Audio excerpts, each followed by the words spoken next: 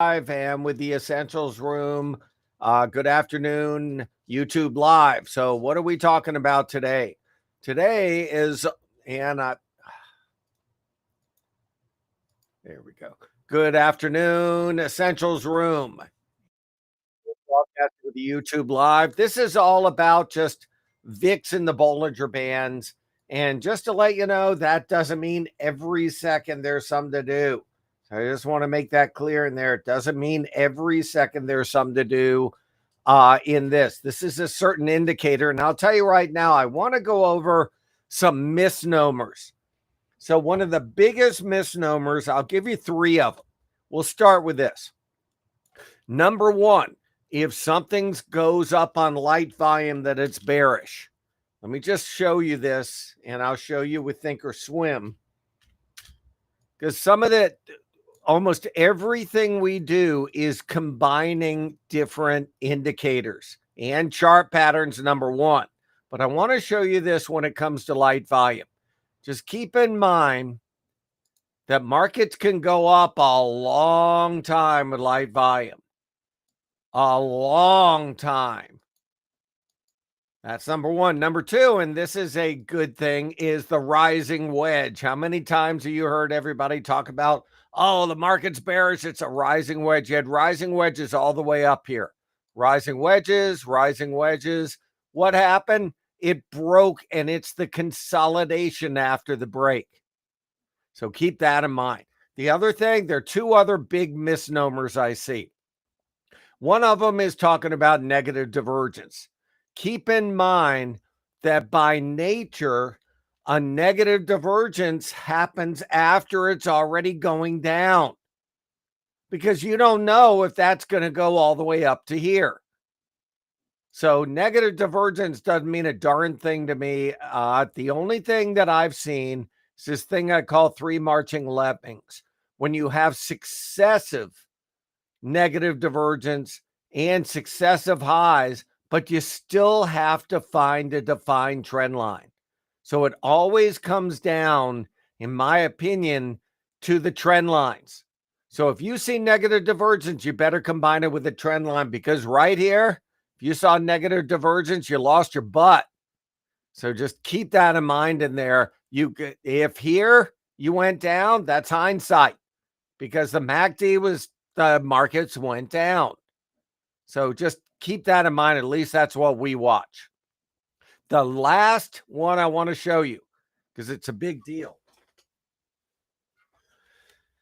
And you've heard this one a lot. This is another way to get yourself hurt. And I'll show you what we're talking about. The Bollinger Bands. So I'm going to show you about Bollinger Bands, but not about Bollinger Bands in the stock market. And I'll show you what we're talking about. This is another huge. Let me get it up here. There. Another huge misnomer that I've seen too many people lose their butt. That, oh, it's at the upper Bollinger Band, you have to short it. Well, it stayed at the upper Bollinger Band for 2 weeks. Upper Bollinger Band. So, upper Bollinger Band. It doesn't mean a darn thing. It usually means not to chase it, but it doesn't mean a short. Combine it with a chart pattern. So combine it. On the way down, same thing. Oh, it's at the lower Bollinger Band. No, doesn't mean anything. The market kept going down. So just combine it with a number of things. That's all I can tell you in here. The other thing I wanted to show you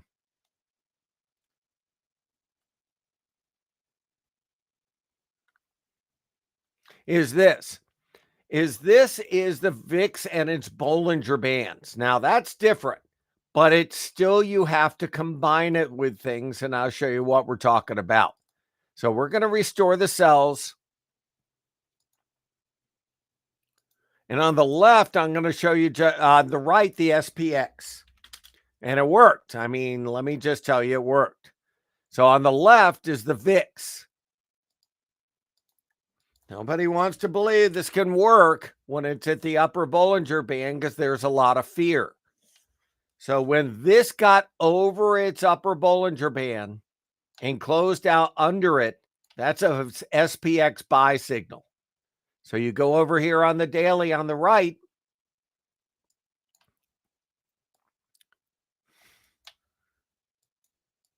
and you're going to see that that day, which was February 3rd, and you're going to see February 3rd. Yeah, that was the bottom. Now, the thing is, usually, is when I see that, I then want to see a follow through. So I don't want to just blindly buy on the way down. You know, I'm not into that. That's why when you saw this, you then want to see the follow through to the upside. And sure enough, it worked. So how about now? That's what I was telling you. We're stuck in a zone right now. You're not at the lower Bollinger Band. You're not at the upper.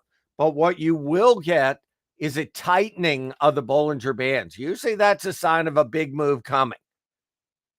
But one of the biggest things you can mess up, I mean, in my opinion, one of the biggest things you can mess up is anticipating before it's happened. Just like here, it's over the Bollinger Band doesn't mean you're going up. Heck, it could go even lower, the markets, and this can go even higher. Remember that whole thing about riding the Bollinger Band? Look at that. Rode it way up. So when you see this, you don't know if it's going up to here. You got to find that reversal pattern as well. So I just want you to know that what's it mean now? It means nothing. Now, there's a reason that the VIX is this elevated, though. And I want to show you that also. These are a lot of the economic calendar stuff coming out this week. You got Powell testifying tomorrow and Wednesday. You got the CPI on Wednesday. You got the FOMC Bostic talking. You got Waller talking. You got the 10-year note auction can be big. The core PPI. Why is all that important? Because what happens is it's event risk. And in event risk, the VIX usually stays elevated. That's why today the ES is up 39. The VIX is is doing nothing. It's down 74. But you'll see that other times, like after the unemployment report, markets can go down, but the VIX can go down. So after the CPI and the PPI, and if the markets don't get hit, yeah, you'll probably see this under 15. It's only 81 cents away. Under here, then you're looking for the reversal pattern. Like here, didn't work right away. It ended up working as a sell signal for the SPX, but you had to combine a chart. So, definitely keep that in mind. That's a big deal in here. I mean, that's the way I look at it. So now there are other sort of cool things in here, and I'll show you what we're talking about. Go over here, and you're going to see that it doesn't just work for the VIX. Now we're going to show you a different one now. And we don't need the MACD up here. So I'm going to take this off so you can see it nice and big. So a lot of individual stocks have the VIX. So what happened? Yeah, Google got under it and then closed back over it. That's usually a sell signal for Google. The only problem with this, and it's not as reliable, is that Google had earnings, so the VIX should go down. But it still worked, believe it or not. It still worked. So you got the little VIX sell signal for Google, and the stock had that second leg down right here, right there.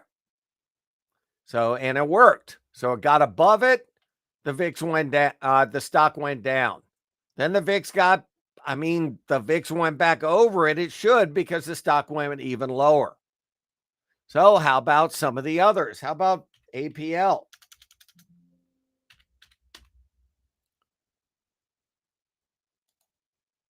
And right there. And sure enough, the stock went down even after the VIX got pounded. Pretty cool. So now it's not as perfect with stocks. So, but it worked. So pretty cool that it worked. So I don't like messing around with them around earnings. I think it gets a little funky. So like here, It got above it and closed under it. Was that a buy signal for Apple? Well, it went up for 2 days. So this isn't one of those swing trading things. This is a temporary buy signal. So when you see this over the Bollinger Band, you then go to a shorter term chart. So go to 1220. I'll show you right here, that candle. So I would just go on demand. So I go over here to on demand and go to 1220.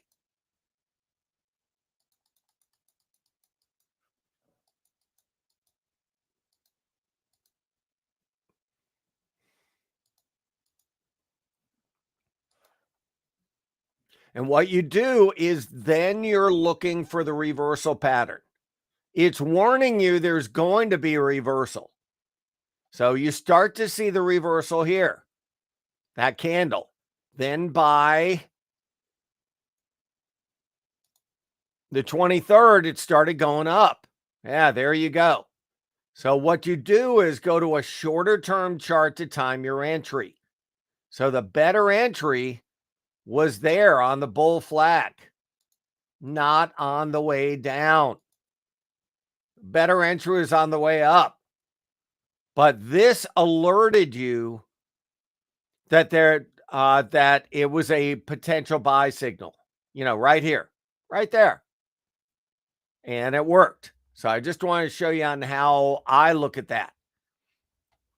So I think it's pretty cool. Now you might say, well, how about some of the wild ones like Meta?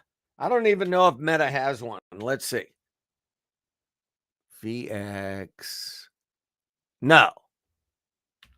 I thought maybe Meta had one. All right. How about Tesla?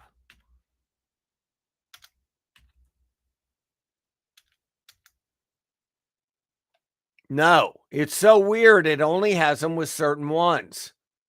So it has it with Google.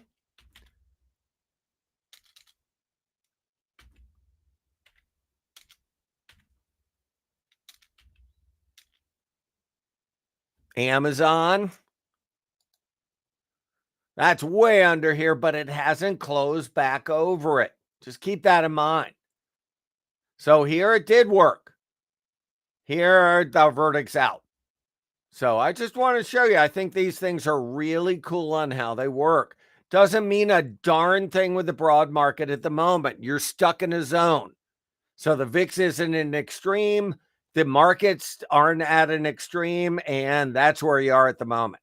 You just don't have that kind of look to it.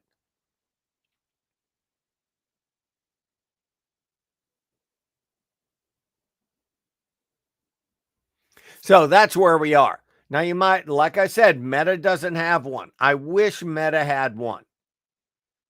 But that's where we are right now. I will tell you that you can anticipate and say with Meta up so much, I bet the VIX is real low if it had one. So, and you're right. But if you're going to mess with Meta after this big a move, there were a number of people that lost saying it was up so many days in a row. Well, it's been up another 5. On the other hand,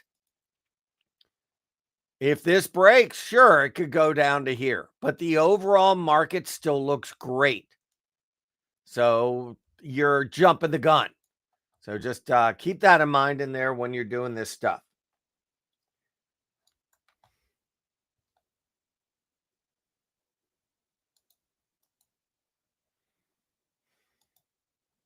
So that's where I am right now. I just wanted to show you that with the VIX. And I just can't stress enough that when you use the VIX, if you do get some kind of sell signal, so I'll show you this way. So a little more vivid. Put the SPX on the right.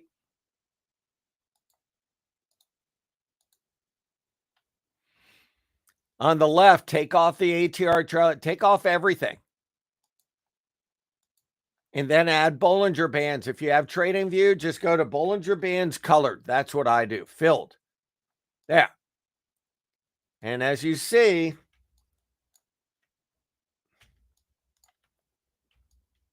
there, it's not showing you anything. Nothing. So even if it was, you don't want to care about it until you can then combine it with a chart pattern. As you see on the right, this isn't telling you a thing. Nothing. It's not telling you a thing. Just not telling you it's a buy, not telling you it's a sell. It just isn't relevant at the moment. It just isn't what you want to use. Here, yeah, you're going to get a lot of extremes, up and down. But right now, it's not going to matter. So just want to make that clear that I'm not seeing it. Now, you might say, well, does it work on a weekly? Well, nah, yeah, I guess. But I've never used it really on a weekly. Now, there's another one. Nobody asked about this one. There's a VXN. Yeah, that's the NASDAQ. Did it work here? Yeah, those were the bottoms in the NASDAQ. Is it under something? No, not yet. It was here and it worked. But look at this. That's November 8th. We talked about after the election, the market selling off. Remember, after an event, the volatility is going to go down. So it's not as reliable, but it did work. But it took a couple of days. So just keep in mind that when you see that, and it's a warning sign, you then want to go to a chart, like an hourly chart on the right, to time your entry.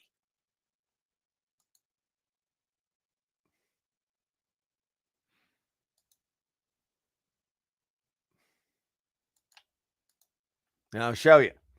So you got the VXN, that's the NASDAQ one.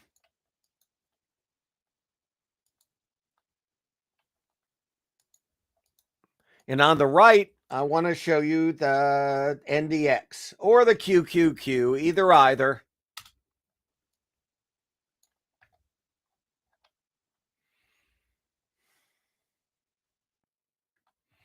And I want to show you what happened. So you have this at the bottom of the Bollinger Band right here, right after the election, over on the upper left. Middle left, I guess. Then you go over here. That's right here. But when you see that, I would then go to an hourly chart to try to time your entry. That's what we did. So you got this November. So you got this danger sign. And then you got the rollover. You got where you could put a defined trend line right here. So everybody wants to sell on the way up instead of on the way down, and vice versa. So just, keep that in mind in there. And that's what we're watching. So right now it tells you nothing. But when you saw this and get above it on February 3rd, that's here. Then you try to time your entry on a shorter term chart. So if you want to buy down here, that's fine with me, right here versus the low. But that's a little rough because you're buying on a spike. Usually what I do is you're going to look for the spike and then the consolidation. So believe it or not, this was a better buy in this zone. Usually what we do is you buy here versus the low. So you're buying here and you wouldn't have been stopped out versus that low right here. You're risking $1. But if you're right, you're going to make that amount. That's $8 and it went up $8. So you're risking $1 to make 8. In fact, it's not even $1. Yeah, it's like 80 cents. That's the beauty of consolidation patterns. So if you buy down here because you're anticipating, well, heck, you're down 4 points. It's got to rally 4 points just to break even. So that's why we look at these consolidation patterns. So I hope that helps.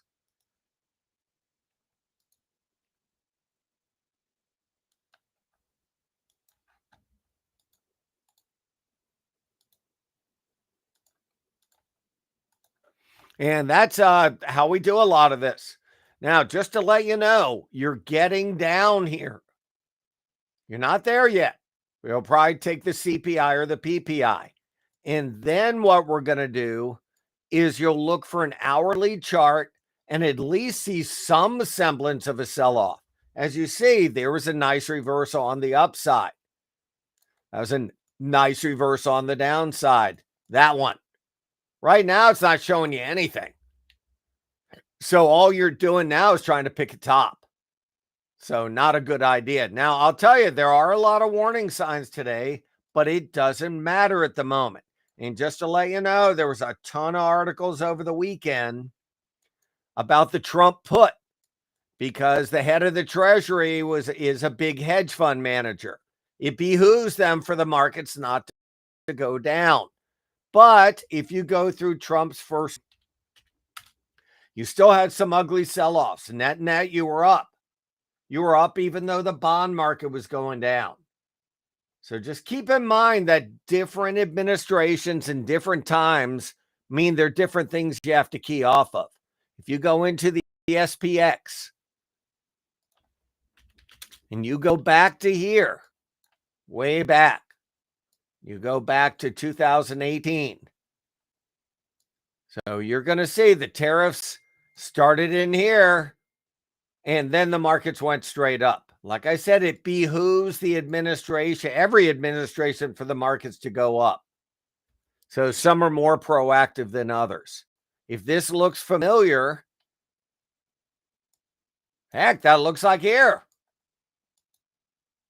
So I'm not saying to go and just go blindly buy everything, but I just want you to know some of the other stuff is gone, as I'd like to find more like good chart patterns. The biotech's acting bad. The solar's acting bad. The retail acting bad. And that's advanced declines only up 650 with the ES up 38. It's a very, very narrow rally. So it's not that easy in here. I just don't have the tells to tell you the VIX is giving you a sell signal or a buy signal. They're just not there. So usually at these moments, we try to be creative. So, which is what we're trying to do.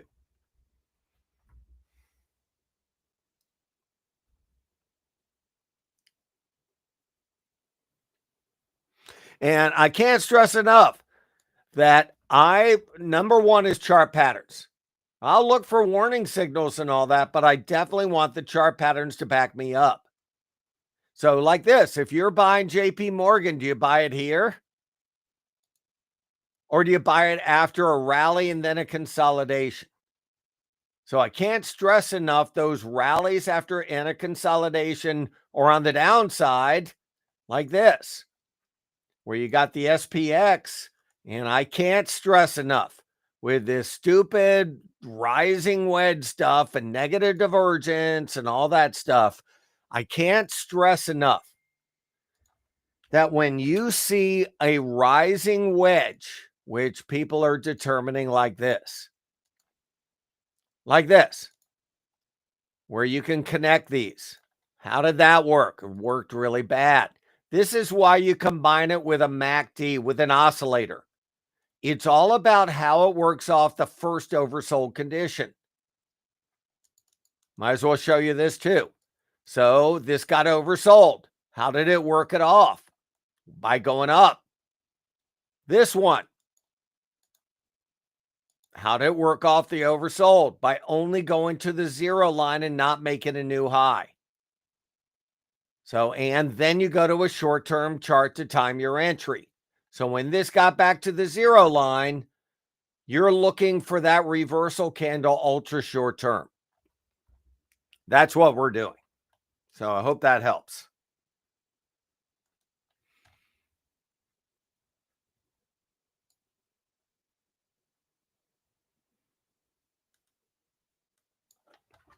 And like I said, my first priority is definitely chart patterns.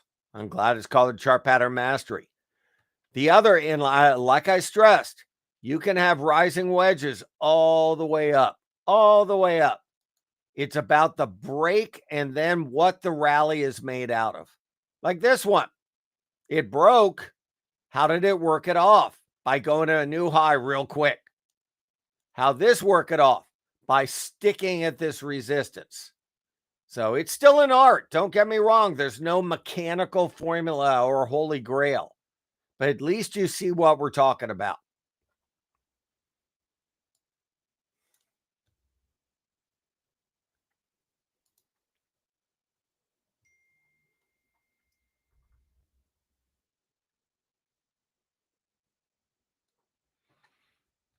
And like I said today, you have the ES up 40. And let me just tell you, because somebody mentioned it, sure, there was some negative divergence this morning. You're going to have negative divergence after a rollover. Like here, there's some negative divergence. That's a little bit of a hindsight to me. So it's the trend line. I don't even look at this as negative divergence. I don't look for that. I have not seen it work other than if you see persistent negative divergence. Let's go to it on a daily. Is there any persistent negative divergence? No, there was here.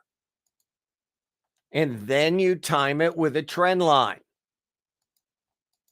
And that wasn't any bargain. At least it worked a little. This one didn't work. This one, at least you could draw a trend line right there. It still wasn't great. So I just want to let you know that really trend lines to me are the most important, even with the VIX Bollinger signals. So if you see a warning sign, go and then combine it with a shorter term chart. So if you see a warning on a daily, go to an hourly to try to time your entry. I mean, that's what we try to do.